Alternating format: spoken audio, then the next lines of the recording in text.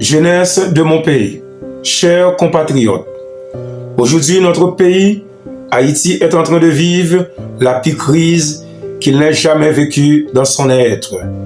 Nos héros de Vertières ont dû faire face aux innombrables contretemps, au péril de leur vie, en vue de nous léguer cette nation libre.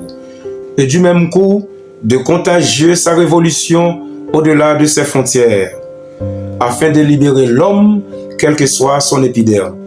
Ewal Nomeliut écrit dans sa méditation politique: l'histoire de l'humanité fait de l'homme haïtien d'être le défenseur, le gardien et l'émancipateur intraitable des peuples assujettis aux esclavitudes morales, physiques et spirituelles de la race humaine.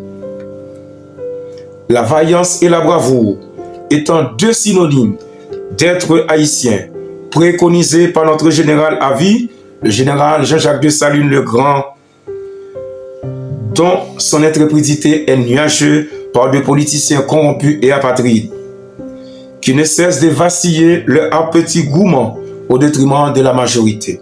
Mon sens du bien commun ne peut terrer face aux conditions infrahumaines dans lesquelles nos compatriotes sont en train de vivre. Ceci n'attire pas les autorités actuelles, lesquelles constituent un obstacle pour le dénouement de la crise. Ainsi, depuis l'assassinat du président haïtien Jovenel Moïse, chef de l'État, chef suprême des armées, la conjoncture socio-politico-économique est de jour en jour plus stagnante que jamais. Il n'y a pas de velléité politique de la part du gouvernement en vue d'alléger le quotidien des Haïtiens.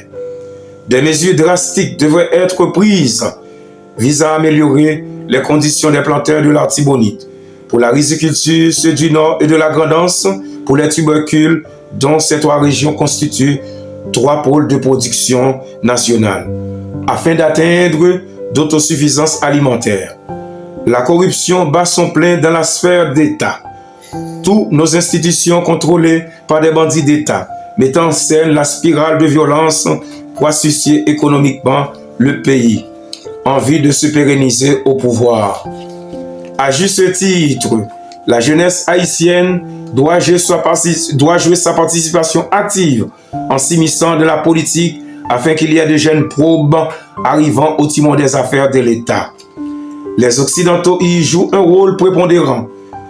Au travers de leur représentation diplomatique, ils dictent leurs lois pour la déstabilisation chronique de nos institutions.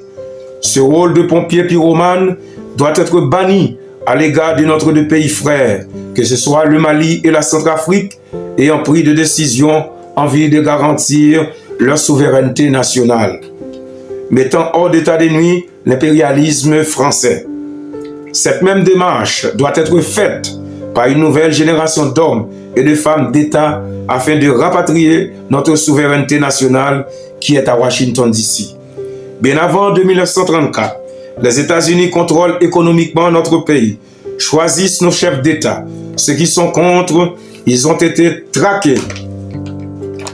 Ils ont été traqués, évincés et assassinés, à l'instar de Sylvain Salnave, Lucius Félicité Salomon Jeune, Dumasseur Estimé, Leslie François Maniga et j'ajoute le feu président Jovenel Moïse. À bon droit, mes concitoyens, le réveil populaire doit être en vogue en vue d'un chambardement total de ce gouvernement impopulaire, imposé par les États-Unis pour ralentir la bonne marche de nos institutions et obstruer le développement du pays. Pour cela, la jeunesse doit se soulever partout dans le pays et la diaspora haïtienne, où qu'elle soit, doit investir les rues de Washington, d'Ottawa et de Paris pour dire non à l'ingérence de ces pays dans nos affaires et réclame la composition de gouvernements d'union nationale devant être conçus par des hommes crédibles en vue de concevoir un climat de paix et de sécurité dans les soucis d'organiser le référendum et des élections libres et participatives pour le retour d'un gouvernement populaire et nationaliste. Merci. C'était Ewal Nomeliut, un citoyen engagé pour la cause d'Haïti. Merci beaucoup.